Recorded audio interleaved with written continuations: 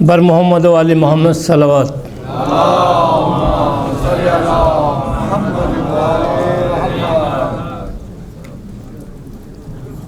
ایک روبائی اور ایک سلام آپ کی خدمت پیش کرتا ہوں۔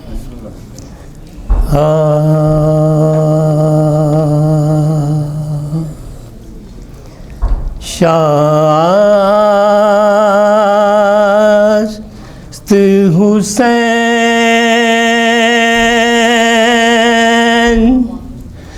بادشاہ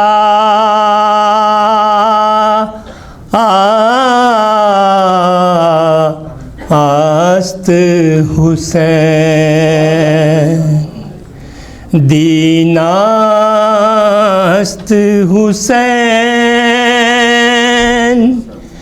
دین پناہ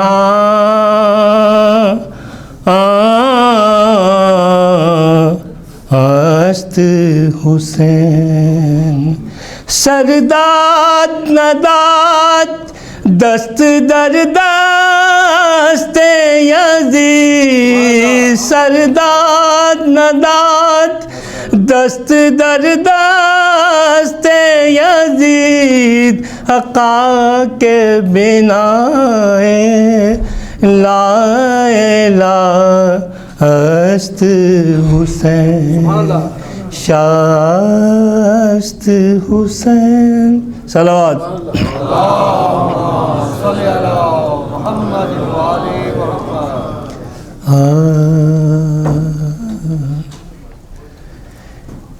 مجرے چشم کو دعویٰ ہے کہ دریا میں ہوں، مجرے چشم کو دعویٰ ہے کہ دریا میں ہوں، اشک کہتا ہے ٹپک کر دور یکتا میں ہوں، مجرے چشم کو دعویٰ ہے، شمر سے کہتے تھے شبیر نہ کر ذبح مجھے، شمر سے کہتے تھے شبیر نہ کر ذبح مجھے، ارے تو واقف ہے کہ احمد کا نواسا میں ہوں، مجرے چشم کو دعویٰ ہے، شمر سے کہتے تھے عابد نہ سمجھ مجھ کو مریض، شمر سے کہتے تھے عابد نہ سمجھ مجھ کو مریض، مردہ چاہوں تو جلا دوں وہ مسیحا میں ہوں،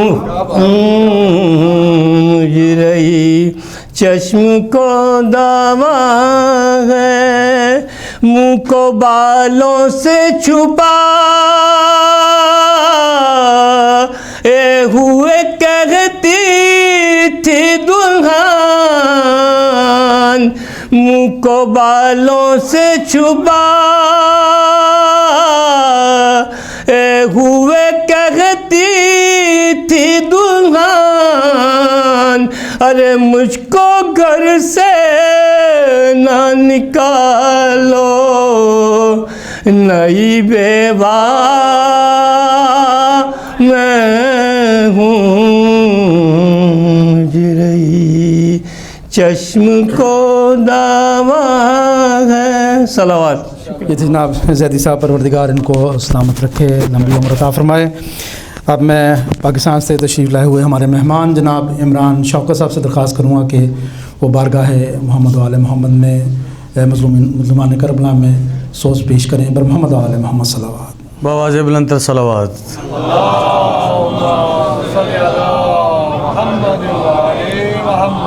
پھر بھی صلوات.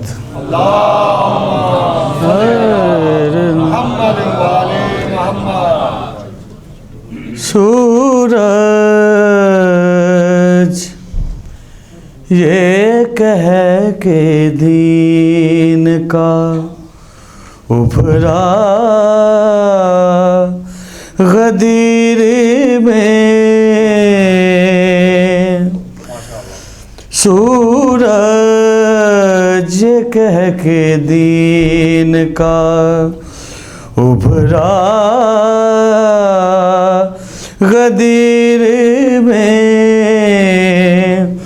تکمیل آج پائے گا، تکمیل آج پائے گا کلمہ غدیر میں،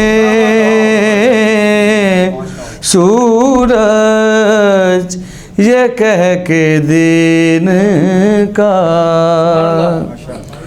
قرآن کی آیتوں کا سفر انتہا پہ تھا، قرآن کی آیتوں کا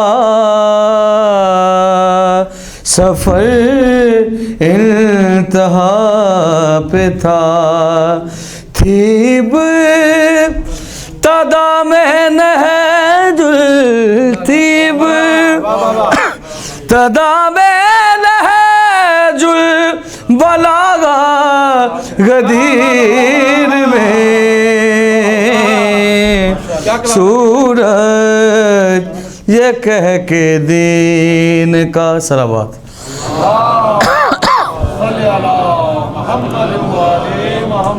رستہ بھٹک گیا تھا مسافر غدیر کا، رستہ بھٹک گیا تھا مسافر غدیر کا، حر بس ذرا سی دیر میں، حر بس ذرا سی دیر میں پہنچا غدیر میں، حر بس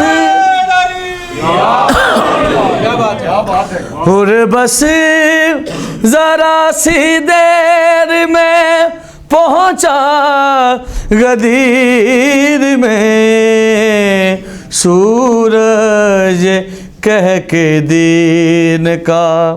اور قابل غور شعر ہے، بازو بلند کر کے دکھاتے رہے رسول، بازو بلند کر کے دکھاتے رہے رسول، اندھوں نے پھر بھی کچھ نہیں، اندھوں نے پھر بھی کچھ نہیں دیکھا غدیر میں،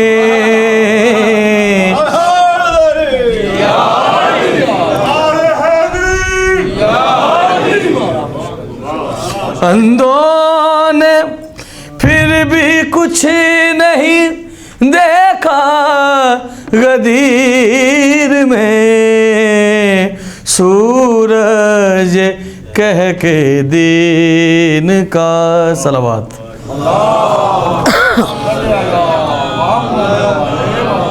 ضیاء خون شہیداں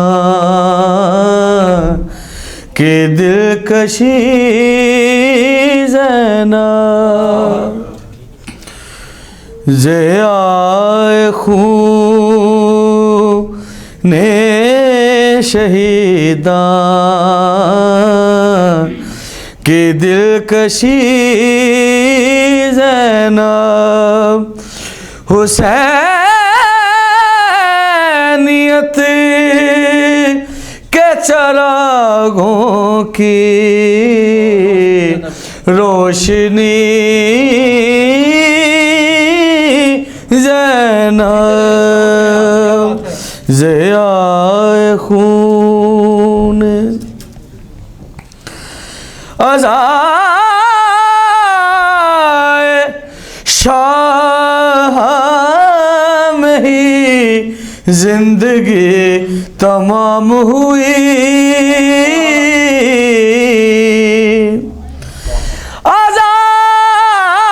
عزائے شاہ میں ہی زندگی تمام ہوئی نہ اپنے نو محمد کو رو سکی زینب نہ اپنے نو محمد کو رو سکی زینب علی کے لال کا لاشا تڑپ اٹھا اس دم علی کے لال کا لاشا تڑپ اٹھا اس دم تمہارے بازو میں جس دم رسن بندھی زینب تمہارے بازو میں جس دم رسن بندھی زینب کسی نے مارا جو پتھر تو چپ رہی لیکن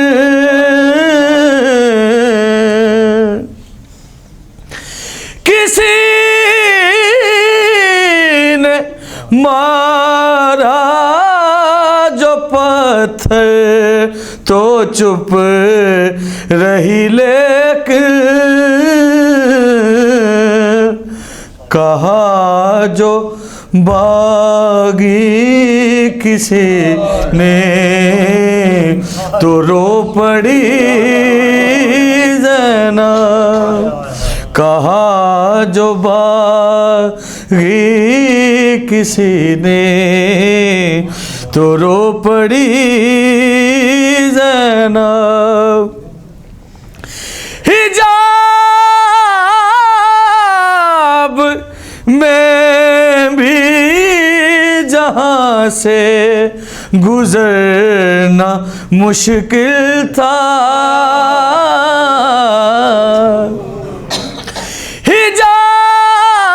حجاب میں بھی جہاں سے گزرنا مشکل تھا وہاں پہ کیسے کھلے سر کھڑی رہی زینب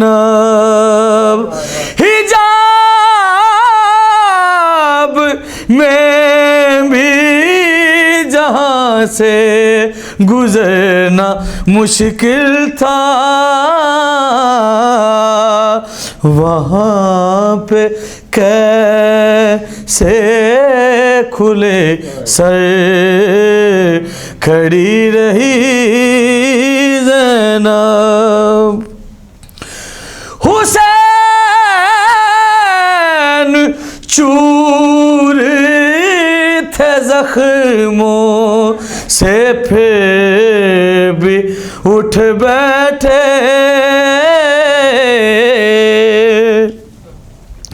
حسین چور تھے زخموں سے پھر بھی اٹھ بیٹھے کہا جو شمر نے خیمے سے آ گئی زینب کہا جو شمر نے خیمے سے آ گئی زینب ضیائے خون شہیداں کی دلکشی زینب۔ اس کے ساتھ ہی بڑے ادب بڑے احترام سے ملتمس ہوں حجت اسلام قبلہ مولانا فیروز عباس صاحب کی خدمت میں آئیں اور آج کی مجلس میں مومن سے خطاب فرمائیں۔ اللهم اغفر المؤمنين والمؤمنات والمسلمين والمسلمات الأحياء منهم والأموات تابع بيننا وبينهم بالخيرات إنك سميع مجيب الدعوات إنك قاضي الحاجات إنك جعلت لكل شيء قدرا إن الله وملائكته يصلون على النبي يا أيها الذين آمنوا صلوا عليه وسلموا تسليما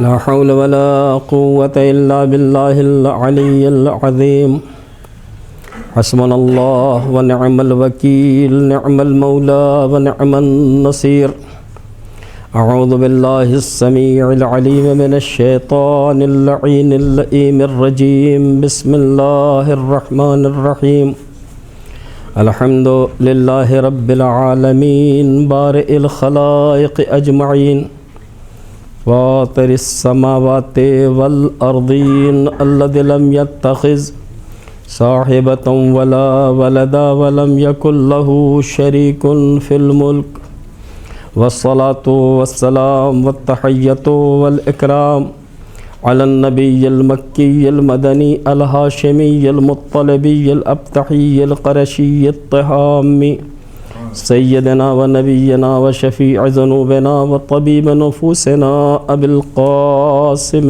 محمد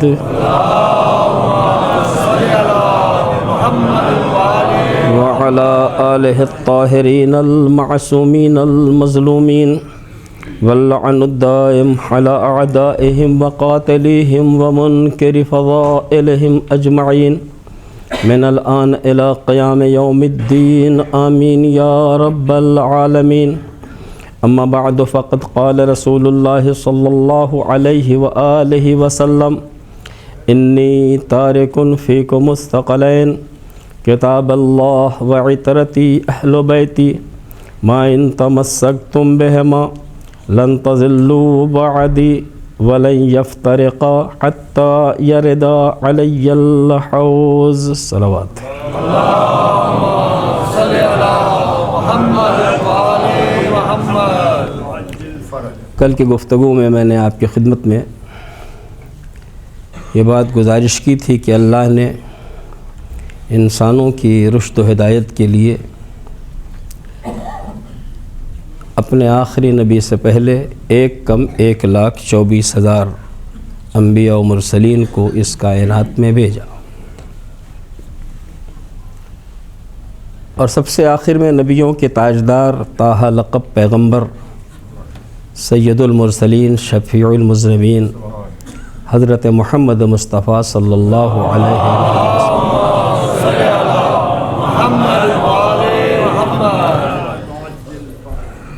چاہیے یہ تھا کہ ان ساری شخصیتوں کے نام اور ان کی زندگیاں ہمارے سامنے ہوتی، مگر تلاش و جستجو کے بعد بھی جیسا کہ کل میں نے عرض کیا تھا کہ قرآن جیسی بلند ترین کتاب میں بھی بظاہر جو نظر آتا ہے وہ یہ کہ 26 انبیاء کا ذکر ہے، جن میں سے 18 نبی صرف سورہ انعام میں ان کا تذکرہ پایا جا رہا ہے، لیکن نبی خاتم کا ذکر کچھ اتنا زیادہ ہے کہ لگتا ہے کہ گزرے انبیاء کا ذکر بغیر کسی وجہ کے قرآن میں پروردگار لانا نہیں چاہ رہا ہے، اور اپنے آخری نبی کا کوئی بھی تذکرہ، کوئی بھی ذکر قرآن سے خارج نہیں کرنا چاہ رہا ہے۔ چنانچہ میں نے آپ کی خدمت میں بعض آیات قرآنی کی تلاوت کا شرف حاصل کیا تھا، اور اس نتیجے تک پہنچایا تھا کہ ابتدا، انتہا، درمیانی زندگی، ہر ایک کا تذکرہ قرآن کریم میں پروردگار عالم نے کیا ہے، یہاں تک کہ جب مسلمان پیغمبر کو لائق تذکرہ نہیں سمجھتا تب بھی خدا اپنے نبی کو لائق ذکر سمجھتا ہے، اور اپنے نبی کو تسلی دیتے ہوئے ارشاد فرماتا ہے الم یجدک یتیما فآویٰ ووجدک عائلا فاغنی ووجدک عائلا فاغنی۔ نبی جب ہم نے تمہیں یتیم دیکھا تو سہارا نہیں دیا، اور جب تمہیں غیر شہرت یافتہ دیکھا تو تمہیں شہرت نہیں دی، اور جب تمہیں غیر غنی دیکھا تو ہم نے تمہیں غنی نہیں بنایا۔ کل جہاں تک میں پہنچا تھا عزیزان گرامی وہ یہ کہ پروردگار عالم نے اپنے پیغمبر پہ احسان کیا، اور پھر اس احسان کو اس طریقے سے قرآن کریم میں صبح قیامت تک کے لیے محفوظ رکھ رہا ہے، تاکہ اگر چشم بینا انسان رکھتا ہے تو اتنا سوچ سکے کہ جس کے ذریعے یہ احسان کرایا گیا ہے وہ شخصیت اگر اللہ کی راہ میں محبوب نہ ہوتی تو پروردگار عالم اپنے سب سے اہم ترین نبی کو ان کی پرورش اور ان کی تربیت کو ان کے حوالے نہ کرتا۔ مسئلہ صرف اتنا سا ہے عزیزان گرامی کہ ہمارے سامنے جو بیان آتا ہے وہ یہ ہے کہ جناب ابو طالب نے بچپن سے لے کے عنفوان شباب بلکہ شباب تک، آغاز اسلام بلکہ اس کے بعد تک پیغمبر کی بھی حمایت کی اور اسلام کی بھی حمایت کی۔ تو پھر آپ کو پریشانی کیا ہے؟ کہ پریشانی صرف اتنی سی ہے کہ پیغمبر چاہتے تھے کلمہ پڑھ لیں اور انہوں نے کلمہ نہیں پڑھا۔ میں یہ پوچھتا ہوں کہ جیسا مجمع میرے سامنے بیٹھا ہوا ہے ایسا مجمع اوروں کے سامنے بھی آتا ہے، آپ انہیں مسلمان مانتے ہیں کہ کافر مانتے ہیں؟ آپ انہیں مسلمان مانتے ہیں کہ کافر مانتے ہیں؟ کہ مسلمان مانتے ہیں؟ ہم نے کہا ان میں سے کسی کا کلمہ سنا آپ نے؟ تو جب آج ہم صرف وہ باتیں دیکھ کے جو ایک اسلام کا ماننے والا کرتا ہے ہر ایک کو مسلمان مانتے ہیں، اس سے کلمہ نہیں پڑھواتے، اسی طریقے سے جناب ابو طالب کی پوری زندگی کو آپ ملاحظہ فرمائیں کہ جناب ابو طالب نے پیغمبر کے سلسلے میں اور اسلام کے آگے بڑھانے کے سلسلے میں کیا کیا کیا ہے، تو خود کردار ابو طالب کا بول رہا ہے کہ میں کون ہوں۔ اب کلمہ ڈھونڈنے کی کوشش نہ کیجیے، صلوات دیجیے محمد و آل محمد۔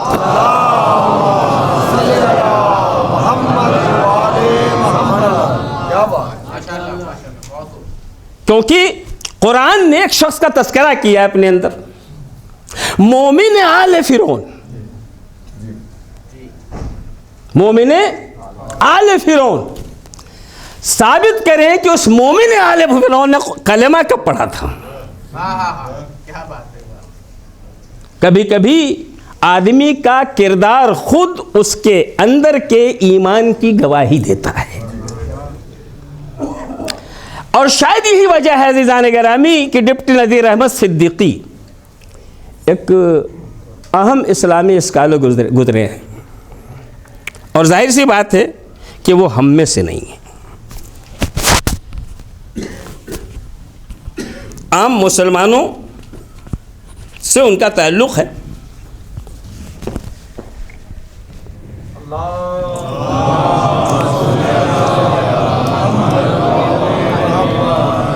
ایک عالم دین ہے، ایک عالم دین ہے اور منصف مزاج عالم ہے. اور یہی وجہ ہے کہ انہوں نے جو بات لکھی ہے وہ یہ ہے کہ وہ فرماتے ہیں کہ میری پوری زندگی گزر گئی اس بات کی تحقیق میں کہ جناب ابو طالب نے اسلام قبول کیا یا نہیں کیا. کیا لکھا انہوں نے؟ میری پوری زندگی گزر گئی اس بات کی تحقیق میں کہ جناب ابو طالب نے اسلام قبول کیا یا نہیں کیا. اور میں ابھی تک کسی نتیجے تک نہیں پہنچ سکا. کیا کہا انہوں نے؟ زندگی گزر گئی مگر نتیجے تک نہیں پہنچ سکا. جب انصاف پسند انسان ہوتا ہے تو بات صاف صاف کرتا ہے. پوری زندگی گزری میں کسی نتیجے تک نہیں پہنچا. اور پھر جو آگے وہ لکھتے ہیں تو لگتا ہے کہ انہوں نے اپنے ہاتھوں کو بارگاہ پروردگار میں بلند کیا اور بلند کر کے آواز دے رہے ہیں کہ پروردگار، اگر جناب ابو طالب نے ایمان قبول نہ بھی کیا ہو اور لوگوں کے قول کے مطابق وہ کافر رہے ہوں تو معبود تو مجھے ایسا کافر بنا دے جیسے ابو طالب کافر تھے، ایسا مسلمان نہ بنا جیسا آج کا مسلمان. صلوات بھیجئے محمد و آل محمد پر.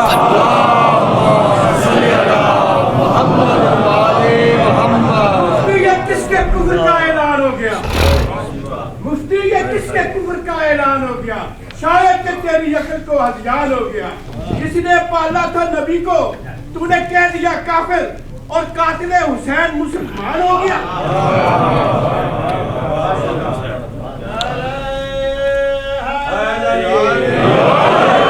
یہ تو ان کی گفتگو تھی جو میں نے آپ کی خدمت میں بیان کر دی. انہوں نے جو تحریر فرمایا اسے میں نے آپ کے سامنے بیان کر دیا. لیکن اب میرے اور آپ کے لیے ایک مسئلہ پیدا ہوا کہ آخر جب وہ کہہ رہے ہیں کہ جہاں سے چلا تھا وہیں تک رہ گیا،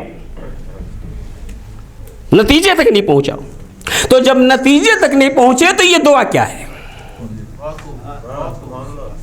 جب انسان نتیجے تک نہیں پہنچا تو یہ دعا کیا ہے؟ غور کرنے میں اس مرحلے میں آیا، اس مرحلے تک پہنچا عزیزان گرامی کہ دوستی کسی سے ہو جاتی ہے، کسی کی کسی سے بھی ہو جاتی ہے.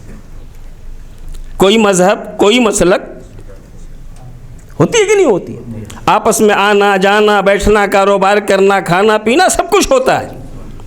لیکن اگر حقیقی دوستی ہے تو پوری زندگی اگر ہم نے کسی غیر سے دوستی کر رکھی ہے اور کبھی اچانک یا میرا یا اس کا انتقال ہو گیا تو اب دوستی کا تقاضا کیا ہے؟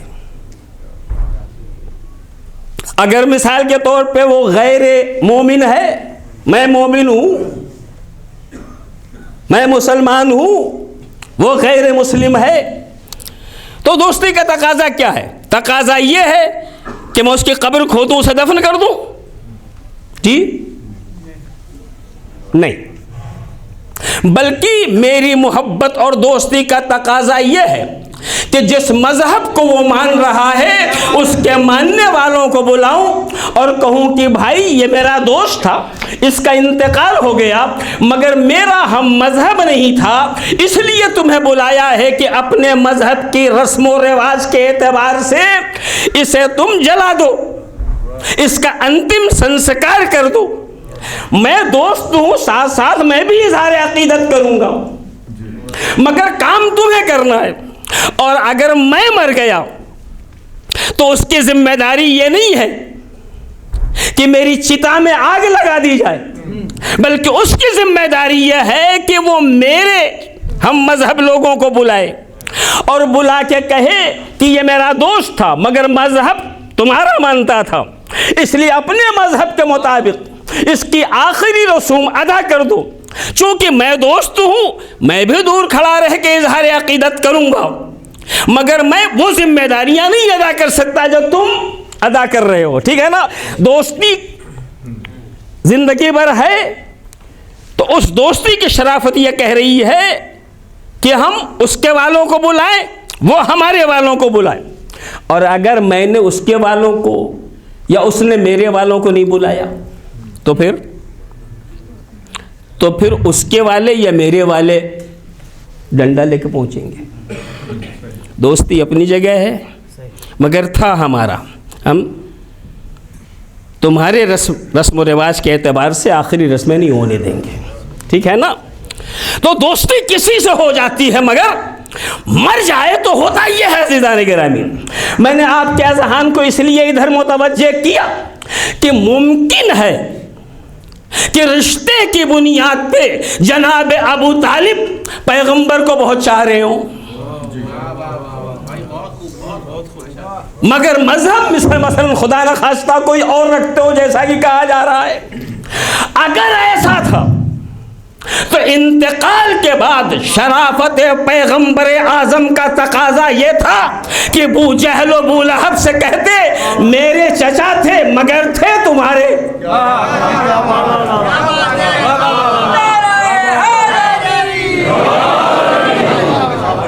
اس لیے لے جاؤ، اور اگر نہیں لے گئے تو انہیں آنا چاہیے تھا کہ مانا کہ تمہیں پالا مگر ہم یہ نہیں ہونے دیں گے، آخری رسمیں ہم انجام دیں گے.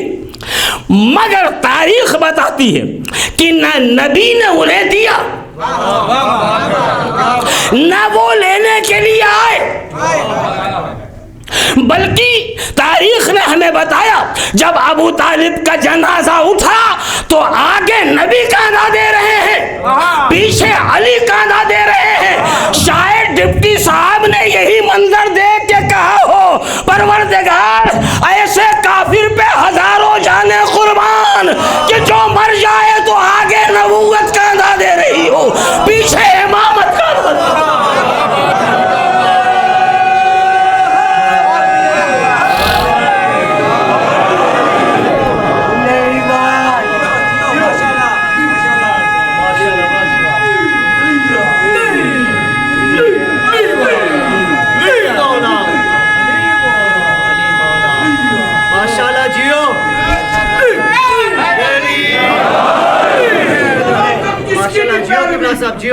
عزیزان گرامی، جس کی بھی پیروی اس کا کرو دفاع، یہ تو ہے آپ کا.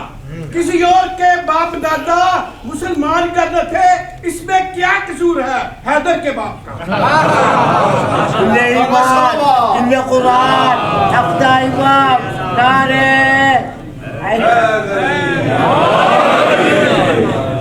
عزیزان گرامی، یہ ہیں امیر المومنین کے پدر بزرگوار جنہیں ابو طالب کہا جاتا ہے. شخصیتوں کے پہچاننے کے بہت سارے طریقے ہوتے ہیں، گھروں کو بھی پہچاننے کے بہت سارے طریقے ہوتے ہیں. اگر ہم یہ جاننا چاہتے ہیں کہ فلاں گھر مثلا کسی کو کوئی رشتہ کرنا ہو، اس گھر کے لوگ کیسے ہیں، ایماندار ہے، بے ایمان ہے، مذہبی ہے، لا مذہب ہے، اچھے ہیں، برے ہیں، تو ہم جا کے ان سے پوچھتے ہیں کہ آپ اچھے ہیں کہ برے، ایماندار ہے کہ بے ایمان؟ نہیں، بلکہ اس گھر کے نکلنے والے بچوں کو دیکھتے ہیں. بچوں میں ایمانداری ہے کہ بے ایمانی ہے، تہذیب ہے کہ بدتمیزی ہے، اخلاق ہے کہ بد اخلاقی ہے، بات کرنے کا طریقہ ہے یا گالم گلوچ ہے. بچوں کو جس انداز سے دیکھتے ہیں اسی انداز سے فیصلہ کرتے ہیں. بڑے اگر اچھے ہوتے تو یہ برے نہ ہوتے. ٹھیک ہے نا؟ یعنی بچوں کو دیکھنے کے بعد اندازہ یہ لگایا جاتا ہے کہ گھر کا ماحول کیا ہے، کیونکہ جس آغوش میں پلے ہیں اس کا اثر ہوتا ہے. عزیزان گرامی، اب اگر جناب ابو طالب کے بارے میں معلوم کرنا ہو تو بس فتنہ دیکھیے، ابو طالب نے 2 بچوں کو پالا ہے، ایک کو پالا تو سید الانبیاء بنا، دوسرے کو پالا تو سید الاوصیاء بنا۔ جب پالے ہوئے بچے بلندیوں کی اس منزل پہ ہیں تو پالنے والا ابو طالب بلندیوں کی کس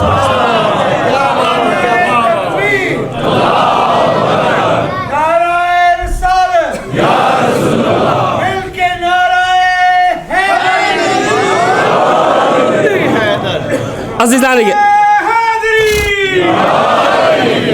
میں نے بات یہاں سے شروع اس لیے کی ہے، اس لیے کہ کل یہیں پہ چھوڑ دی تھی بات میں نے، اور مجھے تھوڑا سا آگے بڑھنا تھا، اس لیے میں نے یہاں تک آپ کے ذہنوں کو پہنچایا کہ جناب نبی کے سلسلے میں جو کچھ بھی سامنے آیا، قرآن کریم نے ان ساری چیزوں کو اپنے اندر محفوظ رکھا۔ حد ہے کہ نبی بولتے ہیں تو وہ بھی ریکارڈ ہو رہا ہے۔ وَالنَّجْمِ إِذَا هَوَى مَا ضَلَّ صَاحِبُكُمْ وَمَا غَوَى وَمَا يَنطِقُ عَنِ الْهَوَى إِلَّا وَحْيٌ يُوحَى۔ قسم ہے ستارے کی جب وہ جھکا، تمہارا ساتھی نہ تو گمراہ ہوا نہ اس نے راہ ضلالت اختیار کی، وہ تو اپنی خواہش نفس سے کوئی بات کہتا ہی نہیں، وہ تو وہی کہتا ہے جو اس پہ وحی کی جاتی ہے۔ کوئی عمل کر رہے ہیں نبی، اس پہ بھی پہرے لگے ہوئے ہیں، اسے بھی ہم محفوظ رکھیں گے۔ ما رمیت اذ رمیت ولکن اللہ رمی۔ نبی یہ جو کنکریاں تم نے پھینکی ہیں، تم نے نہیں پھینکی، اللہ نے پھینکی۔ اور فرما رہے ہیں نا، جب پیغمبر اکرم صلی اللہ علیہ وآلہ وسلم کی نصرت کی جاتی ہے، ارشاد ہوتا ہے الم نشرع لک صدرک ووضعنا عنک وزرک الذی انقض ظہرک۔ اے نبی، کیا ہم نے تمہارا انشراح صدر نہیں کیا اور تمہارے پشت پہ جو بوجھ تھا اسے نہیں ہٹایا؟ جب مرحلے جنگ کی بات آتی ہے، ایسے لڑتے ہیں جیسے سیسا پلائی ہوئی دیوار، اور جب مرحلے صلح کی بات آتی ہے، آواز آتی ہے انا فتحنا لکا فتحا مبینا۔ پیغمبر، ساتھیوں کی چپقلی سے مایوس مت ہونا، انہیں کہنے دو، نبوت پہ شک ہونے دو، انا فتحنا لکا فتحا مبینا، ہم نے تمہیں فتح مبین عطا کیا۔ اور فرما رہے ہیں عزیزان گرامی، تو ہر چیز کو محفوظ کیا جا رہا ہے، ہر چیز کو ریکارڈ میں رکھا جا رہا ہے۔ نبی حج کے لیے جاتے ہیں تو، فتح مکہ کے مناظر ہے تو، مکے کی زندگی ہے تو، مدینے کی زندگی ہے تو، راستے میں اگر کبھی رکنا پڑ رہا ہے تب بھی ارشاد ہوتا ہے یا ایھا الرسول بلغ۔ میں نے بہت کم آیتیں آپ کو سنائی ہیں عزیزان گرامی، لیکن جتنی بھی سنائی ہیں ان ساری آیتوں میں بڑے ہی احترام کے ساتھ پیغمبر کو خطاب کیا گیا ہے۔ یاسین، طٰہٰ، مزمل، مدثر، نذیر، بشیر، سراج منیر، رحمت للعالمین۔ لیکن یہ اکیلی جگہ ہے جہاں کہا جا رہا ہے یا ایھا الرسول۔ آج بشیر نہیں، آج نذیر نہیں، آج طٰہٰ نہیں، آج یاسین نہیں، اے رسول، اے ذمہ دار، پہنچاؤ اپنی ذمہ داریوں کو۔ کیا بات ہے، یا ایھا الرسول بلغ ما انزل الیک من ربک۔ اے نبی، اس امر کو پہنچاؤ جو تمہارے رب سے تمہیں دیا گیا، اور اگر تم نے ایسا نہیں کیا تو گویا رسالت کا کوئی کام انجام نہیں دیا۔ جہاں علی کا مسئلہ آتا ہے لوگ بڑے انجانے ہوتے ہیں۔ علی کے بابا ایمان لائے تھے،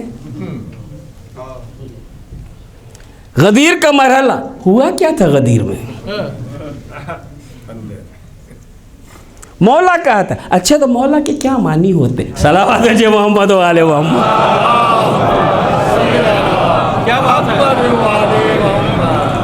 ہے نا؟ تو جب آواز آئی یا ایھا الرسول بلغ، मा उन्ज़िल इलैका मिन रब्बिक, पैगंबर उस अम्र को पहुंचाइए जिसका हुक्म दिया गया। और अगर ऐसा नहीं किया तो गोया रिसालत का कोई काम आपने अंजाम नहीं दिया और अल्लाह आपको लोगों के शर से महफूज रखेगा। दुनिया ने कहा क्या हुआ था? मैंने कहा कुछ नहीं, मगर जो हुआ था अगर नबी उसे न करते तो रिसालत खतरे में थी। क्या बात है। जो भी था वो न करते तो नबी की रिसालत खतरे में थी, जिससे अंदाजा लगा लेना चाहिए कि जब न करने पे रिसालत खतरे में आ सकती है तो न मानने पे इस्लाम भी खतरे में। सलावत भेजिए मोहम्मद वाले मोहम्मद।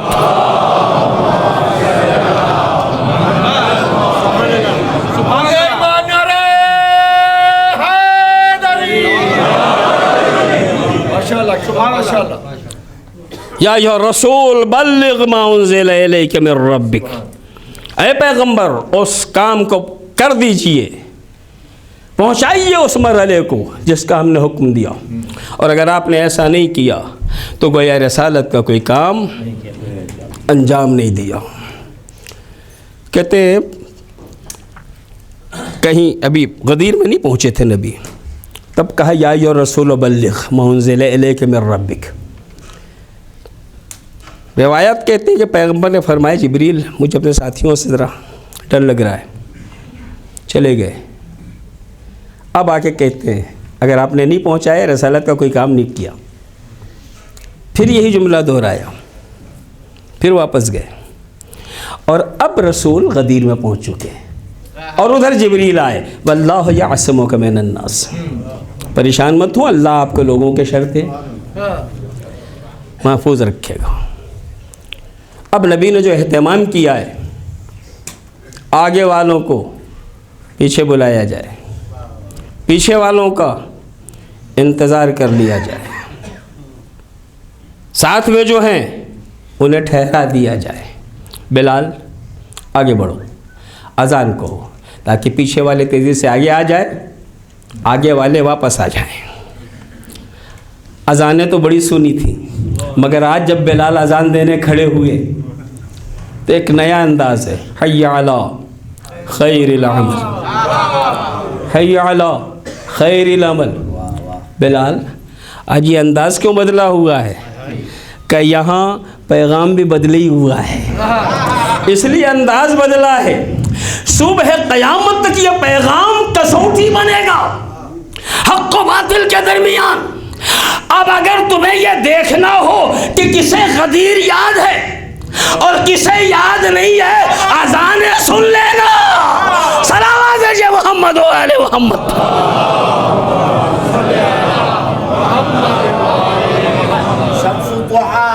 शम्सुत दुहा, बद्रुत तुजा, सदरुल उला, नूरुल हुदा, काफल वरा नारे हैदरी। एक सलावत बर मोहम्मद वाले।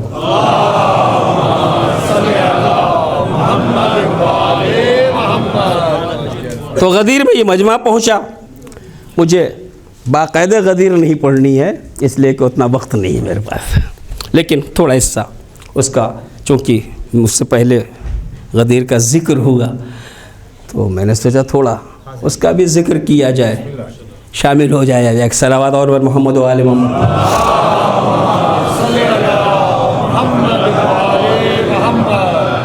मगर अज़ीज़ान गिरामी, एक बात यहाँ पे अर्ज़ करना चाहूँगा। पैगंबर ने इस सिलसिले में जब जिब्रील ने आके कहा, एहतमाम किया, बिलाल के ज़रिए बुलवाया गया, ऐ नबी आप तो कहने ही वाले हैं कि हाज़रीन गायबीन तक ख़बर कर दें, तो ये जाने वालों को बुलाना कैसा, ये पीछे वालों का इंतज़ार कैसा, मिलेंगे तो ख़बर कर देंगे।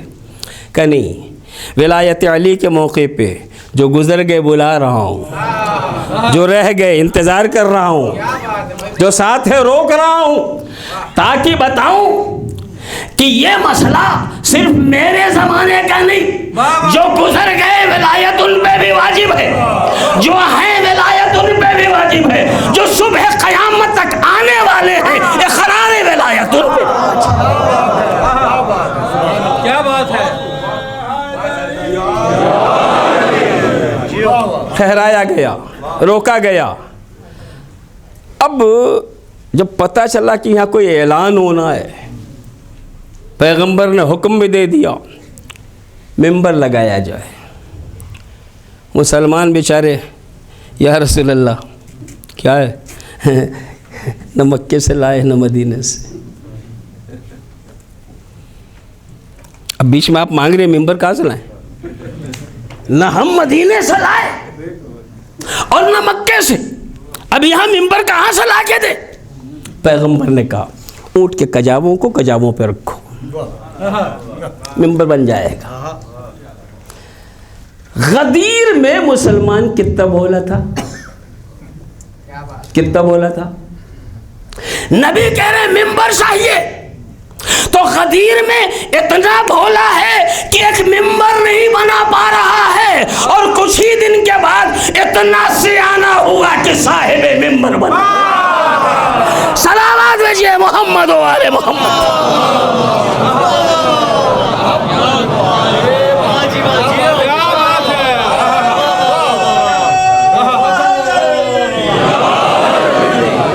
کیا خوبصورت بات ہے، کیا بات ہے۔ پیغمبر نے ممبر بنوایا، تشریف لے گئے، ممبر پر تشریف لے جانے کے بعد نبی نے دیکھا اتنا مقدس مجمع تو کبھی نہیں تھا، تازے تازے حاجی، تازی تازی حاجیات، تھوڑا بہت نہیں، 1.25 لاکھ تقریباً، مقدس مجمع۔ کیا بات ہے۔ نبی کی نگاہیں اس مجمع کو دیکھ رہی ہے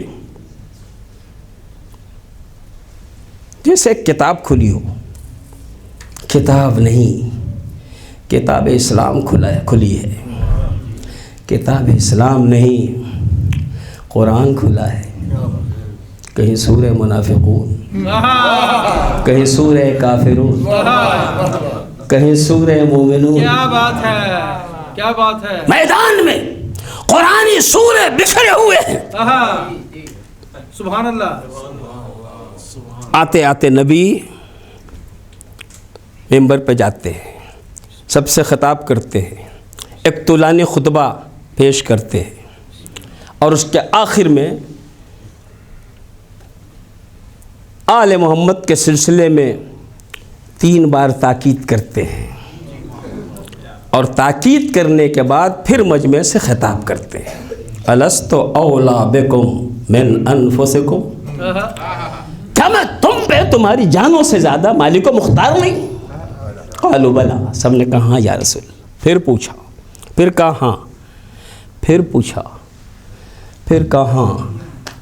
اب فرماتے ہیں امیر المومنین کو بلند کر کے، تاریخ کہتی ہے اتنا بلند کیا کہ سفیدی زیر بغل نمودار ہوئی، نبی پشت کے پیچھے، علی شہر رسول کے آگے، گویا انداز سے بتا رہے ہیں ان 1.25 لاکھ حاجی و حاجیات کو، مقدس مجمع کو دھیان رکھنا، جو ہی رسالت کا سورج غروب ہوگا، امامت کا مہتاب تمہارے سامنے آئے گا، اور یہ دکھا کے کہا الا ومن کنتو مولا ہو فہذا علی المولا، آگاہ ہو جاؤ کہ جس کا میں مولا ہوں اس کے یہ علی بھی مولا ہے۔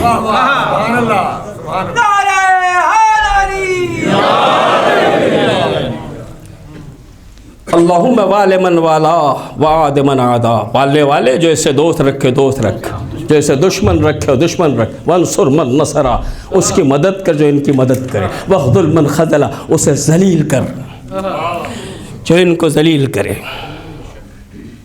اور کیا کہا؟ اللہم ادر الحق حیث ما دار۔ جانے سے پہلے نبی نے خصوصیت کے ساتھ یہ جملہ کہا، اللہم ادر الحق حیث ما دار، اے پروردگار حق کو ادھر گھما جدھر علی گھومے. یہ نہیں کہا علی کو ادھر گھما جدھر حق گھومے, فرمایا حق کو ادھر گھما جدھر علی گھومے. نبی کو پتا تھا کچھ دن کے بعد مسئلہ آئے گا, حق دیکھا جائے حق کدھر ہے, ادھر یا ادھر. نبی پہلے ہی کہہ گئے لوگ حق کے پابند ہیں لیکن حق خود علی کا پابند ہے. یہ نہ دیکھو حق کدھر گیا ہے, یہ دیکھو علی کدھر گیا.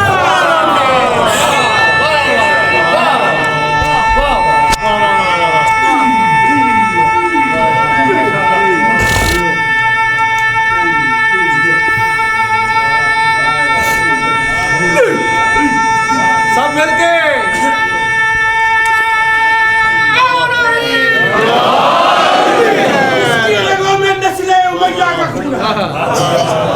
جس کی رگوں میں نسل امیہ کا خون ہے اس کا نہیں ہے کام کہے یا علی مدد.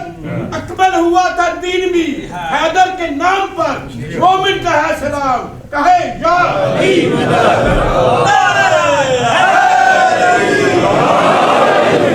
اللہم آدر الحق حیث ما دار. اے پروردگار حق کو ادھر گھما دے, ادھر ادھر گھما دے جدھر علی گھومے. اب یہاں تھوڑی دیر کے لیے بات کو روک کے خاص اپنے مجمع سے خطاب کرنا چاہوں گا. عزیزان گرامی, یاد ہوگا کہ میں نے اپنے بیان کا جو سرنامہ آپ کے سامنے پیش کیا تھا وہ محبت و ولایت تو تھی مگر شعور و بصیرت کے ساتھ. اگر شعور و بصیرت درمیان سے ہٹ جائے تو پھر کسی چیز میں کوئی فائدہ ہونے والا نہیں ہے. اس لیے ضرورت ہے شعور و بصیرت کی. میں یہ بات اس لیے کہہ رہا ہوں عزیزان گرامی, ابن ملجم کا نام سنا ہے نا آپ نے؟ بے شمار لعنت. یہ روز لعنتی نہیں تھا, بعد میں لعنتی ہوا.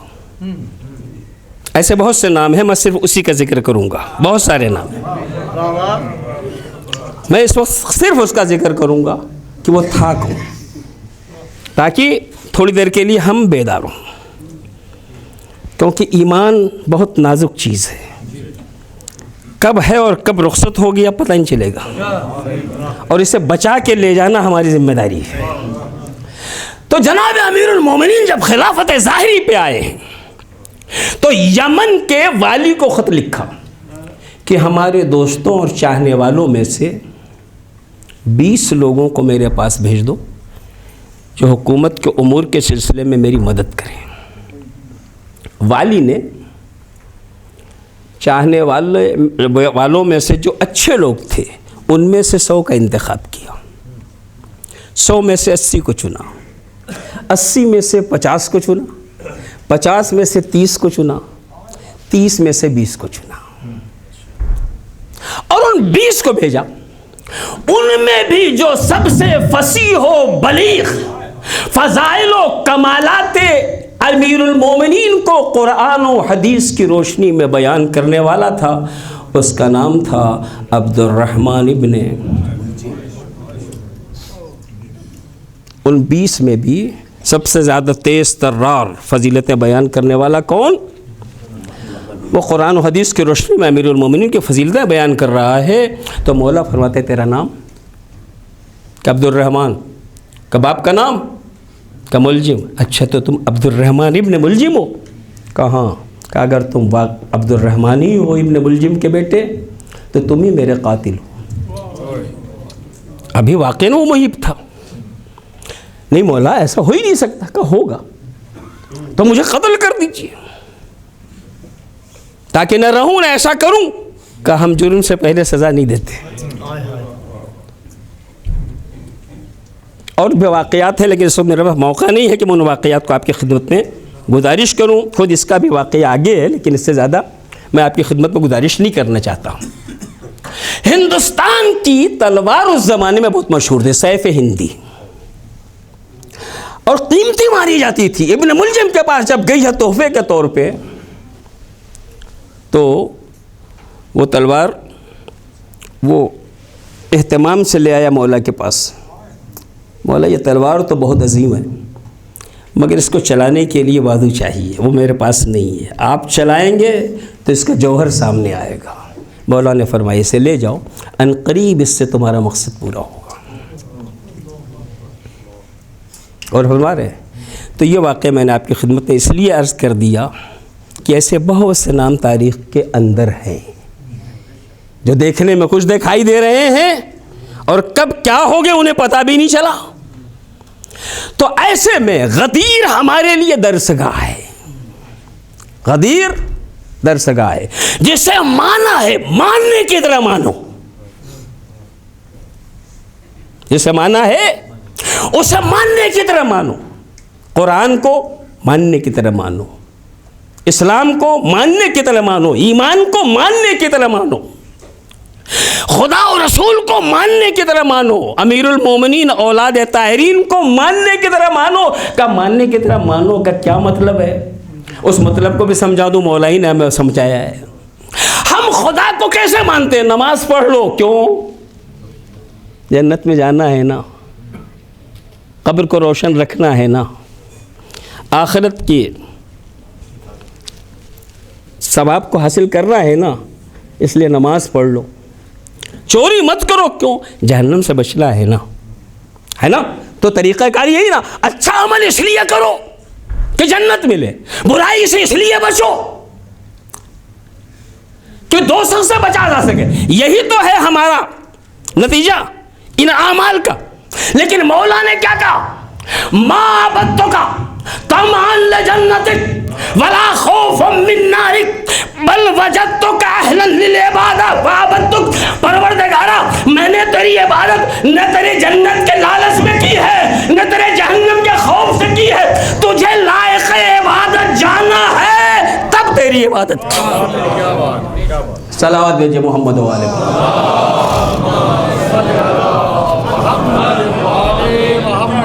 اور فرما رہے ہیں نا. تو یہ ہے عبادت, وہ جو واقعی عبادت کہی جاتی ہے. ہماری کیا ہے؟ مطلب پرستانہ عبادت ہے, ادھر دینا ہے ادھر لینا ہے. امیر المومنین نے کہا نہ مجھے جنت کا کی لالچ ہے نہ جہنم کا خوف, تجھے لائق عبادت جانا تو عبادت کی. تو ماننے کی طرح ماننا ہے عزیزان گرامی. اگر میں اس ذمہ داری کو پورا نہ کروں تو میں اس منبر کی حق تلفی کروں گا, اور خود آپ مومنین سے جو میرا رشتہ ہے نا اس کی بھی حق تلفی ہوگی. اس لیے تھوڑی دیر سناٹا ہو تو ہو مگر میں اس فریضے کو ادا کروں گا. صلوات بھیجے محمد و آل محمد.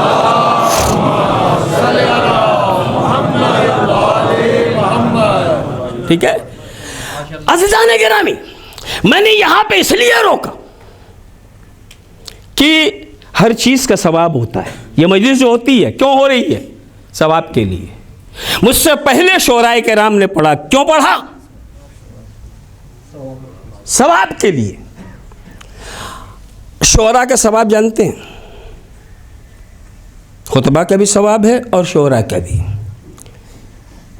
شرط یہ ہے کہ خطیب تاجر نہ بن جائے, شاعر لالچی نہ بن جائے. صلوات بھیجے محمد و آل محمد.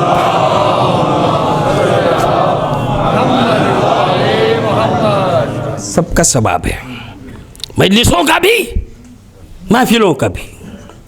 ہمارے اور آپ کے چھٹے امام حضرت امام جعفر صادق علیہ الصلوۃ والسلام ارشاد فرماتے ہیں من قال فینا بیتا فلہ فی الجنت بیتا. جو ہمارے لیے ہماری مدح میں شعروں کی ایک بیت کہے گا, اللہ اسے جنت میں ایک بیت دے گا. اہل بیت کے چاہنے والوں کا یہ مجمع ہے, دونوں بیت کے درمیان فرق کیا ہے اسے بتانے کی ضرورت نہیں. جو ہمارے لیے شعروں کی بیت کہے گا خدا اسے جنت میں ایک بیت عطا کرے گا.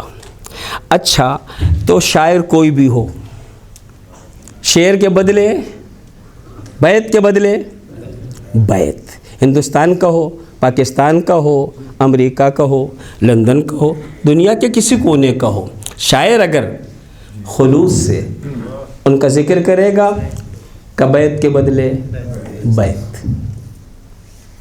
البتہ وہ لڑاکو شاعر جو تھوڑی دیر داد نہ پائے تو الجھ جائے مجمع سے, اس کے لیے ذرا مشکل ہے. صلوات جی محمد و آل محمد.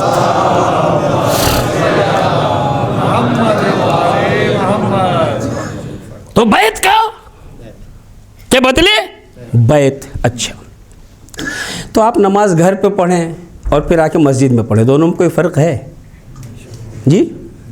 اور اگر مسجد نبوی میں پڑھیں, مسجد کوفہ میں پڑھیں, خانہ کعبہ میں پڑھیں, فرق ہے نا. تو کہیں کرو, امام نے کیا کہا؟ بیت کے بدلے بیت. اب اگر کوئی شاعر ایسا ہو کہ جس سے تبع آزمائی کے لیے اپنی فکر کو آمادہ کرنے کے لیے غدیر کا منظر ملا ہو, آیتوں کا اترنا, نبی کا اعلان, غدیر کے میدان کی صفائی, پالانوں کا منبر, نبی کریم کا خطبہ, امیر المومنین کا بلند کرنا, اللہ ومن کنت مولا ہو فہذا علی المولا کی آواز, اتنا عظیم مجمع, ان ساری چیزوں کی وجہ سے اس کا ذہن موضوع ہوا ہو کہ اب شعر کہنا چاہیے. یہ بھی ایک بحث ہے عزیزان گرامی. کبھی ذہن موضوع نہیں ہوتا, سر پٹک لیجئے, ایک شعر بھی نہیں بنتا. ذہن موضوع ہو جائے تو بغیر کسی پریشانی کے پورا قصیدہ تیار ہو جاتا ہے. تو ذہن موضوع کرنے کے لیے غدیر کا میدان ہو, قصیدہ بھی غدیری میں کہے, اور جب کہہ چکے تو اجازت کسی اور سے نہیں, رسول اللہ سے لے. میں نے ابھی یہ قصیدہ کہا ہے, پڑھ دوں, نبی اجازت دے دیں, سنائے. سننے کے لیے ہم جیسے گنہگار نہیں ہیں, تازے تازے حاجی, حاجیات, مقدس صحابی. تو بیت کے بدلے بیت ملتا ہے, تو اس کا کچھ بڑھے گا گھٹے گا؟ کیونکہ ذہن موضوع ہوا کہاں؟ غدیر میں. قصیدہ کہا غدیر میں, اجازت لی غدیر میں, وہ بھی نبی سے. سجاد بھائی نہیں تھے, نبی سے اجازت لی. سننے کے لیے صحابی, صحابیات, امیر المومنین, رسول خدا. اور یہ غدیر میں پہلا قصیدہ غدیر سنا رہا ہے.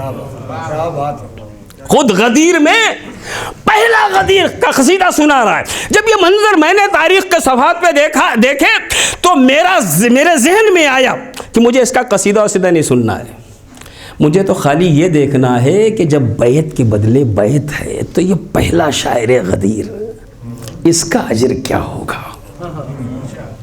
میری ساری فکر اس پہ تھی کہ پہلا شاعر غدیر, اس کا اجر کیا ہوگا. تو میں خالی یہ سوچ رہا تھا کہ یہ ختم کرے تو نبی سے کچھ سنوں. قصیدہ ختم ہوا, نبی کے لبہائے گوہربار واہ ہوئے, اور اچانک دہن اقدس سے آواز نکلی, حسان ابن ثابت انصاری, خدا اور روح القدس اس وقت تک تیری حمایت کرے جب تک تو زبان اور قلم سے ہم اہل بیت کے حقوق کی حمایت کر رہا ہے. اور ہمارے ہم جو اچھے عمل کرتے ہیں کائے کے لیے؟ دنیا کے لیے کرتے ہیں. دنیا میں تو اللہ نے دے ہی رکھا ہے, پریشانی آخرت کی ہے. یہ مجلس آخرت کے لیے, یہ محفل آخرت کے لیے, نماز روزہ آخرت کے لیے, یہ خیر و خیرات و صدقہ آخرت کے لیے ہے نا. تو نبی کو اجر آخرت کا دینا چاہیے تھا. نبی نے نہیں کہا قبر کے حالات کو بہتر کر دوں گا, پریشانیوں کو دفع کر دوں گا, کوثر پلاؤں گا, جنت تک لے جاؤں گا. کیا کہا؟ خدا اور روح القدس اس وقت تک تیری حمایت کریں جب تک تو زبان اور قلم سے ہم اہل بیت کے حقوق کی حمایت کر رہا ہے. میں نے کہا یا نبی, اسے آخرت کا کوئی اجر نہیں ملے گا. کہا نہیں. میں نے کہا مگر کیوں؟ کہ اس لیے کہ مذہب کا فیصلہ ہے, ماننا اور ہے, مان کے باقی رہنا اور ہے. ہم ماننے پہ کوئی اجر نہیں دیتے, اجر اسے دیتے ہیں جو مان کے باقی رہتا ہے. ہمیں پتا ہے آج حالات دیکھ کے جو قصیدہ کہہ رہا ہے کل دوسرے حالات دیکھے گا, غدیر سے انکار کر دے. صلوات بھیجے محمد و آل محمد.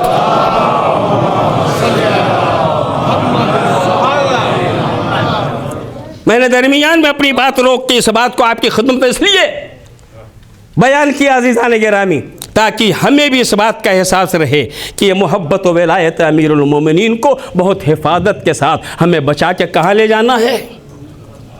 اپنی قبر تک۔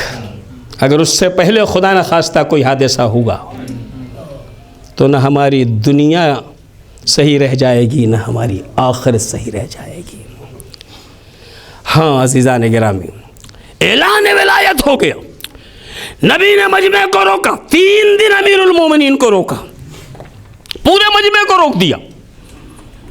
کائے کے لیے؟ کا اعلان ولایت ہوا ہے، علی کو مبارکباد دو، علی کو مبارکباد دو۔ آج کا زمانہ کل کے زمانے سے مختلف ہے، فلاں آدمی کب جائے گا کب آئے گا سب پتہ ہے، ہترو ایئرپورٹ سے کب چلے گا، جدہ کب پہنچے گا، وہاں سے کب چلے گا، یہاں کب آ جائے گا، وہاں سے برمنگھم کتنی دیر میں آ جائے گا، سب معلوم ہے۔ ایک آدمی جو آج شام کو 5 بجے آنے والا تھا، 6 بج گیا نہیں آیا، 9 بج گئے نہیں آیا، آدھی رات ہو گئی نہیں آیا، صبح ہو گئی نہیں آیا، سب کو پتہ ہے آنے والا ہے۔ تو جوں جوں وقت بڑھے گا پریشانی بڑھے گی، وہ آنے والا تھا آیا کیوں نہیں؟ 1 دن ہو گیا نہیں آیا، دوسرا دن ہو گیا نہیں آیا، تیسرا دن ہو گیا ابھی تک نہیں پہنچا۔ تو جتنا وقت بڑھے گا پریشانی اتنی ہی بڑھے گی۔ اگرچہ نبی نے اعلان کے بعد کہہ دیا تھا حاضرین کے لیے ضروری ہے کہ غائبین کو خبر کر دیں، لیکن نبی کو اندر کی گرہیں بھی معلوم تھی، انہیں پتا تھا کہ 1000 بار بھی کہوں گا تو یہ خبر نہیں کریں گے۔ شاید اسی وجہ سے رسول نے 3 دن تک رو دیا۔ ہر ایک کو پتا ہے آج آنا ہے، آج نہیں آئے، کل بھی نہیں آئے، پرسوں بھی نہیں آئے، اتنا بے چین کرو کہ بے چینی میں ملتے ہی ہر ایک پوچھے کہاں رہ گئے تھے، کیوں نہیں آئے، یہ 3 دن تک کہاں غائب تھے۔ تو کوئی کہنا چاہے یا نہ کہنا چاہے، چاہے خوشی خوشی بولے یا منہ بنا کے بولے، اسے بولنا پڑے۔ نبی نے روک لیا تھا، کہاں روک لیا تھا؟ غدیر میں روکا تھا، کیوں روکا تھا؟ ممبر بنایا تھا، کیوں بنایا تھا؟ خطبہ دیا تھا، کیوں دیا تھا؟ کالی کو اٹھایا تھا۔ اور فرما رہے ہیں عزیزان گرامی، یعنی نبی 3 دن روک کے مجبور کرنا چاہتے تھے کہ انہیں ہر حال میں وطن میں جا کے کہنا پڑے چمن چمن کلی کلی علی، صلوات جے محمد و آل محمد۔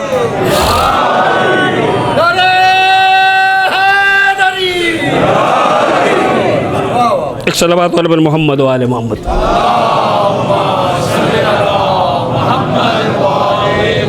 بس عزیزان گرامی، دامن وقت بے انتہا تنگ ہو گیا، گفتگو کو تمام کرنا چاہتا ہوں۔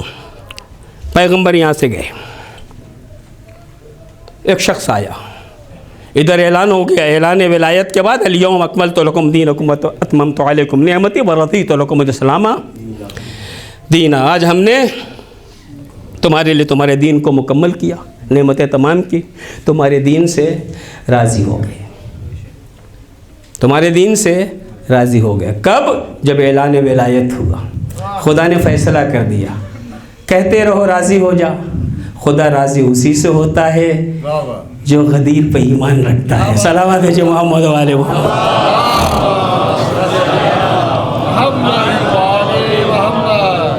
پہنچے نبی مدینے، مسجد نبوی میں ہے، ایک شخص وہاں پہنچا، نام ہے حارث ابن نعمان فہری۔ جا کے کہتا ہے پیغمبر آپ نے نماز پڑھنے کو کہا پڑھ لی، روزہ رکھنے کو کہا رکھ لیا، زکوٰۃ دینے کو کہا دی، حج کرنے کو کہا کیا، آپ جو کہتے رہے کرتے رہے، مگر آخر آپ مانے نہیں، بالآخر اپنے بھائی کو ہمارے سروں پہ مسلط کر ہی دیا۔ دنیا والوں جو یہ ڈھونڈتے پھرتے ہیں کہ مولا کے کیا معنی ہے، اس سے آ کے پوچھ لے، پتہ چل جائے گا کیا معنی۔ صلوات ہے محمد۔ کیا بات ہے۔ حارث نے کہا یا رسول اللہ ہم نے سب کیا، پھر بھی آپ کو سکون نہیں ملا، بالآخر اپنے بھائی کو ہمارے سر پہ مسلط کر دیا۔ یہ بتائیے یہ حکم خدا سے کیا تھا یا اپنی طرف سے؟ پیغمبر فرماتے ہیں قسم ہے اس خدائے پاک کی جس کے قبض قدرت میں میری جان ہے، میں نے جو کیا خدا کے حکم سے کیا، جو کیا خدا کے حکم سے کیا۔ عزیزان گرامی، بغض علی بھی عجب چیز ہے، خدا بھی کہے تو مانتا نہیں دشمن۔ برات کرتا ہوا چلا، مجھے قبول نہیں۔ اے پروردگار اگر محمد اپنے قول میں سچے ہیں تو مجھ پہ عذاب بھیج دے، علی کی ولایت قبول نہیں ہے۔ اور فرما رہے ہیں شک کسے ہوتا ہے؟ جسے علی سے بغض ہوتا ہے۔ صلوات بھیجے محمد و آل محمد۔ نبی قسم کھا کے کہہ رہے ہیں کہ خدا نے کہا، پھر بھی اسے شک ہے؟ اگر سچے ہیں تو عذاب بھیج، ولایت نہیں۔ مسجد میں تھا، رحمتوں کے سائے میں تھا، جو ہی قدم باہر نکالا ایک کنکری گری، سر پہ گری اور سیدھے نیچے۔ بقیہ تفصیل آپ خود سمجھ گئے ہوں گے۔ اے پروردگار، اے رسول خدا، ابھی یہ کہہ رہا تھا میں نے نمازیں پڑھی ہیں، میں نے روزہ بھی رکھا ہے، میں نے حج بھی کیا ہے، میں نے زکوٰۃ بھی دی ہے۔ علی کہتے ہیں کچھ بھی کرتا رہے، اگر ولایت نہیں تو کچھ نہیں ہے۔ صلوات بھیجے محمد و آل محمد۔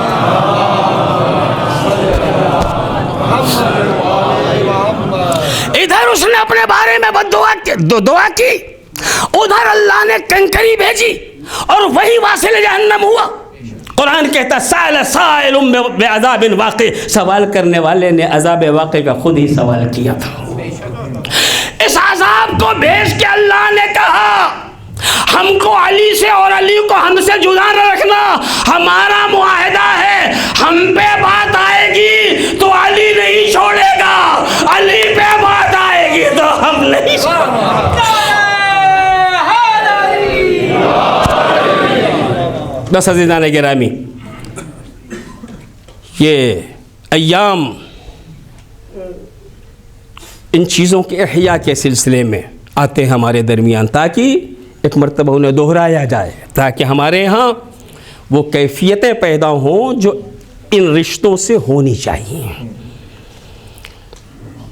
کربلا والوں نے ان رشتوں سے ہونے والی کیفیات ہمارے سامنے بیان کی ہے، بتائی ہیں کہ جب یہ رشتہ پختہ ہوتا ہے تو پھر بیوی، بچے، وطن، تجارت، مال و دولت، ہر رشتہ ہلکا پڑ جاتا ہے۔ عزیزان گرامی، بس اس رشتے کی اہمیت سمجھ میں آ جائے۔ ان دنوں عموماً مدینے سے مکے اور کربلا کا تذکرہ ہوتا ہے۔ 8ویں تاریخ کو امام حسین علیہ السلام نے مکہ چھوڑا ہے اور عراق کی طرف چلے ہیں۔ جب عراق کی طرف چلے ہیں امام تو ایک قافلہ تھا اور جو مکے میں حج کے لیے آیا ہوا تھا، اسے پتہ چلا کہ حسین نے حج کو عمرے سے بدلا اور مکہ چھوڑ دیا، تو اس نے جلدی جلدی اپنے حج کو مکمل کیا اور تیز رفتاری کے ساتھ سفر کر کے امام حسین کو راستے میں پا لیا۔ لیکن جب حسین کا قافلہ اس قافلے کو مل گیا تب بھی وہ حسین کے ساتھ نہیں چلا۔ اگر حسین اس راستے سے جا رہے ہیں تو وہ اس راستے سے جا رہا، دوری بنا کے۔ جانتے ہیں یہ کس کا قافلہ ہے؟ جناب زہیر قین کا قافلہ ہے۔ زہیر، جب تم حسین کے نام پہ تیزی سے آئے ہو تو حسین کے ساتھ ہو جاؤ، کہ نہیں ہوتا؟ کیوں نہیں ہوتے؟ اس لیے کہ ابھی یہ خالص حسینی نہیں ہے، خالص علوی بھی نہیں ہے، ابھی کسی اور فکر کے حامل ہیں، اس لیے اندر سے آواز آ بھی رہی ہے تو دوری بنائے ہوئے۔ اچھا تو آگے بڑھ جاؤ، نہیں بڑھیں گے، ہم حسین کو اکیلا نہیں چھوڑیں گے، نگاہوں میں فرزند فاطمہ پہ کوئی آفت تو نہیں آ رہی ہے، تو فکر وہ نہیں ہے، پھر بھی دل میں کہیں نہ کہیں سے حسین سے وہ عقیدت ہے جو کہہ رہی ہے چھوڑ کے آگے نہ بڑھنا۔ ایک جگہ جب یہ دونوں قافلے رکے تو امام نے اپنا قاصد بھیجا، جا کے زہیر سے کہہ دو ہماری مدد نہیں کرو گے۔ زہیر کے پاس جب قاصد پہنچا تو اب بھی اتنے سخت تھے جناب زہیر کہ جواب میں کہا حسین سے کہہ دو ہم آپ کے اور یزید کے درمیان مداخلت نہیں کرنا چاہتے، اسی لیے ہم الگ الگ چل رہے ہیں۔ اس سے واضح جواب نہیں ہو سکتا تھا۔ قاصد واپس ہو گیا، لیکن جب زہیر خیمے میں گئے تو زوجہ نے پوچھا سنا کوئی آیا تھا؟ کہاں کہاں کون آیا تھا؟ کہ حسین کا قاصد کا کیا کہہ رہا تھا کہ مولا پہ مشکلات تھیں، انہوں نے مدد کے لیے بلایا۔ کہا تم نے کیا کہا؟ کہ میں نے کہہ دیا میں یزید حسین کے درمیان مداخلت نہیں کرنا چاہتا۔ غور سے زوجہ نے اپنے شوہر کو دیکھا، زہیر فاطمہ کے لال نے تمہیں مدد کی، علی کے جائے نے تمہیں اپنی نصرت کے لیے بلایا، تم نے انہیں یہ جواب دے دیا اور پھر بھی سمجھتے ہو کہ تم مسلمان ہو ابھی؟ نہیں معلوم کس لب و لہجے میں جناب زہیر سے زوجہ زہیر نے یہ بات کہی کہ وہ دبی ہوئی چنگاری شعلے میں بدلی، اور اب جو خیمے سے واپس آئے تو اپنے ساتھیوں سے کہا تم سب آزاد ہو، جہاں جانا چاہو چلے جاؤ۔ کہ میں حسین کی طرف جا رہا ہوں۔ ان سے کہہ کے خیمے میں آئے، زوجہ سے کہا اور تم بھی آزاد ہو، یہ قافلہ جا رہا ہے، تم بھی ساتھ چلی جاؤ، اور دیکھو میں تمہیں طلاق دے رہا ہوں تاکہ تم میرے بعد دوسری شادی کر کے سکون سے زندگی گزار سکو۔ آپ کہاں جا رہے ہیں؟ میں حسین کی طرف۔ کہ مگر میں بھی حسین کی طرف جاؤں گی۔ کہ مگر میں نہیں لے جاؤں گا۔ کہ کیوں؟ بیوی نے کہا میں بھی حسین کی طرف جاؤں گی۔ کہ میں نہیں لے جاؤں گا۔ کہ کیوں؟ کہ اس لیے کہ حسین جس راستے پہ جا رہے ہیں قتل ہو جائیں گے، حسینی نہیں ان کا پورا لشکر مارا جائے گا۔ لشکر ہی نہیں، میں جو جا رہا ہوں نا میں بھی نہیں بچوں گا، میں بھی شہید کر دیا جاؤں گا۔ ابھی گئے نہیں ہیں مگر دوربینی دیکھیے، حسین مارے جائیں گے، قافلہ مارا جائے گا، میں بھی مارا جاؤں گا۔ کہ پھر مجھے کیوں نہیں لے جا رہے ہیں؟ کہ تمہیں پتہ ہے کسی کی شہادت کے بعد عرب والے ان کے گھرانے کے ساتھ کیا سلوک کرتے، میں نہیں چاہتا تمہارے ساتھ ایسا کوئی سلوک ہو۔ عزیزو اگر متوجہ ہے رونے کے لیے بات کافی ہوگی کہ کہا میں نہیں چاہتا آپ کے ساتھ ایسا کوئی سلوک ہو۔ زوجہ کہتی ہے زہیر ابھی تم نے کہا ہے حسین مارے جائیں گے، لشکر مارا جائے گا، تم بھی مارے جاؤ گے۔ کہا تو ہے کہ اس کے بعد حسین زینب کو لے کے آئے ہیں، ام کلثوم کو لے کے آئے ہیں، رقیہ اور رباب کو لے کے آئے ہیں، مخدرات عصمت و طہارت کو لے کے آئیں گے۔ ہمیں بھی لے چلو، جو ان بیویوں کا ہوگا ہم بھی اسے قبول کریں گے۔ جزاکم اللہ، خدا آپ کو کسی غم میں نہ رلائے سوائے غم اہل بیت طاہرین۔ آخر وہ قتل ہونے آئے ہیں تو جو بیویوں کے ساتھ ہوگا ہم بھی اسے قبول کریں گے۔ اب اصلی بات زہیر کہہ رہے ہیں۔ زہیر کہتے ہیں مجھے پتا ہے حسین مخدرات عصمت کو لائے مگر نہ میں حسین ہوں نہ تم زینب۔ حسین کو مجھے پتا ہے زینب تڑپتی رہے گی، حسین جو کرنے آئے ہیں وہ کر کے رہیں گے، میں تمہیں اس لیے نہیں لے جا رہا ہوں کہ شوق شہادت میں آگے بڑھنا چاہتا ہوں، کہیں ایسا نہ ہو تمہاری محبت مجھے شہادت کے مرحلے پہ جانے سے روک دے۔ یہ ہے وہ ولایت، یہ ہے وہ محبت جسے حقیقتاً محبت و ولایت اہل بیت کہا جاتا ہے، جہاں ہر رشتہ ایک طرف ہو جاتا ہے اور محمد و آل محمد کا رشتہ اپنی جگہ پہ اہمیت اختیار کرتا ہے۔ اور پھر حسین بھی فرماتے چلے جاؤ، ان کو ہم سے سروکار ہے، اور گردن جھکائے مجمع آگے بڑھتا جاتا ہے۔ قلادِ بیعت اتار رہا ہوں، چلے جاؤ، اب بھی بڑھ رہا ہے۔ میرے اہل بیت میں سے جو جانا چاہے ساتھ لے کے چلے جاؤ، اب بھی نہیں جا رہے۔ شب عاشور آتی ہے، اچانک شب میں محفل گل ہوتی ہے، روشنی میں جانے میں شرماتے ہو، لو اندھیرا کر دیا، اب چلے جاؤ۔ دلوں کی شمع روشن ہوئی، فرزند فاطمہ آپ کب تک ہمارا امتحان لیں گے؟ علی کے لال ہم آپ پہ قربان ہونے کے لیے آئے ہیں، اپنی جانیں بچانے کے لیے نہیں آئے ہیں۔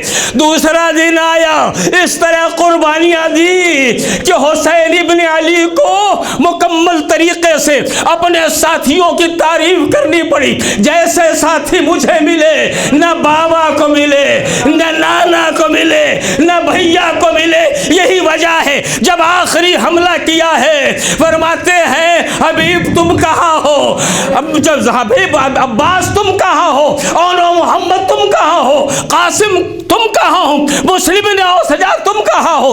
ایک ایک کو یاد کرتے جا رہے ہیں اور تلوار کو چلاتے جا رہے ہیں، یہاں تک کہ وہ منزل آئی کہ جب حسین میدان کارزار میں اکیلے ہیں، اور پھر وہ مرحلہ بھی آیا جب علی کا لال پشت فرس سے زمین پہ آیا۔ علی کی بیٹی جب کہیں اپنے بھائی کو نہیں پاتی، اچانک تلِ زینبیہ پہ آتی ہے، اور وہاں سے دیکھا ایک نشیب میں ماجایا پڑا ہے، شمر خنجر لیے کھڑا ہے۔ اچانک ایک آواز صحرا میں گونجی، ارے ساتھ کے بیٹے تو کھڑا دیکھ رہا ہے، میرا ماجایا ذبح ہونے کو ہے، سہارا لیا کہنیوں کو حسین نے، بہنا ابھی ہم زندہ ہے، خدا را خیمے میں جاؤ۔ علی کی بیٹی ابھی خیمہ گاہ نہیں پہنچی تھی، اچانک کانوں سے آواز ٹکرائی، الا قتل الحسین بکربلا، الا ذبح الحسین۔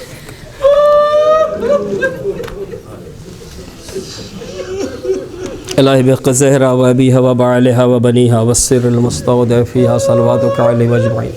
پروردگار ہماری اس عبادت کو شرف قبولیت عطا فرما، اور یہ سارے مومنین جو اس وقت امام علی مقام کی بارگاہ میں حاضر ہیں، پروردگارہ سب کے سب اپنے مرحومین و موجودین کے لیے جو تمنائیں بھی اپنے دل میں رکھتے ہوں، اہل بیت طاہرین کے صدقے میں سب کی تمناؤں کو پورا فرما، سب کی دعاؤں کو مستجاب فرما، ہم سب کی اور دنیا میں جہاں کہیں بھی مومنین و مومنات ہیں سب کی جان مال عزت و آبر و نسلوں کا تحفظ فرما، ہمارے امام کے ظہور میں تعجیل فرما، ان کے ناصر و غلاموں میں شامل